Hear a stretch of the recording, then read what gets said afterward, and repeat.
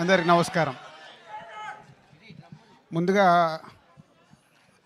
మన సినిమాల్ని గ్లోబల్ సినిమాగా మార్చిన కొందరు దర్శకుల్ని ఇప్పుడు తలుచుకోవాల్సిన టైం.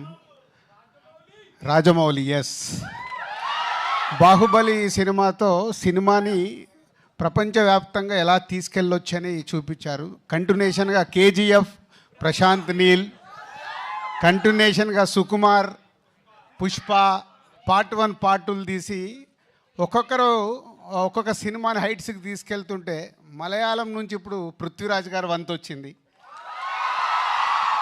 పార్ట్ 1 ఎంత ఘన విజయం సాధించిందో తెలుసు. ఇప్పుడు పార్ట్ 2 L2 మనకు తొందరలోనే 5 డేస్లో సినిమా చూడబోతున్నాం. సో ముందుగా డైరెక్టర్స్, నేను చెప్పాను కదా, ఒక సినిమాని ఎంత అద్భుతంగా విజువలైజేషన్ చేసుకుంటే అంత హైట్స్కి తీసుకెళ్ళవచ్చు. మలయాళం ఇండస్ట్రీ అంటే చాలా చిన్నగా కనిపిస్తుంది మనకు సౌత్ ఇండియాలో, కానీ అలాంటిది పార్ట్ 1 తీసినప్పుడే ఆల్మోస్ట్ 35-40 crores లూసిఫర్కు స్పెండ్ చేసి ఆ సినిమాని ఎంత బిగ్గా చేశారో మనకు తెలుసు. సరే, పార్ట్ 2కి వచ్చే వరకు 150 crores మలయాళం ఇండస్ట్రీ నుంచి 150 crores పెట్టి ఇంత భారీ బడ్జెట్ సినిమాని పాన్ ఇండియాగా, పాన్ వరల్డ్గా ఇస్తున్నందుకు ముందు పృథ్వీరాజ్ గారికి థ్యాంక్ యూ వెరీ మచ్. ఎందుకంటే టీజర్ చూసాము, ఒక వావ్ ఫ్యాక్ట్ ఉంది. ట్రైలర్ చూసాము.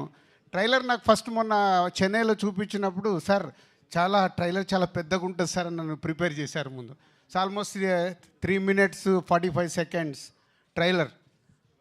3 minutes 45 seconds అలా చూస్తూ ఉండిపోయాం. ఇప్పుడు కూడా రిపీటెడ్గా వేస్తే దాంట్లో ఎన్ని రకాలుగా ఎన్ని కథలు చెప్పడానికి ట్రై చేశారు డైరెక్టర్. అది గ్రాండియర్ విజువల్తో పాటు ఇంకా మోహన్ లాల్ గారిని సూపర్ స్టార్ అనాలో పాన్ ఇండియా స్టార్ అనాలో తెలియదు, కానీ సో మోహన్ లాల్ గారు అక్కడ స్క్రీన్ మీద కనిపిస్తుంటే ఒక వావ్ ఫ్యాక్టర్ కనిపిస్తుంది.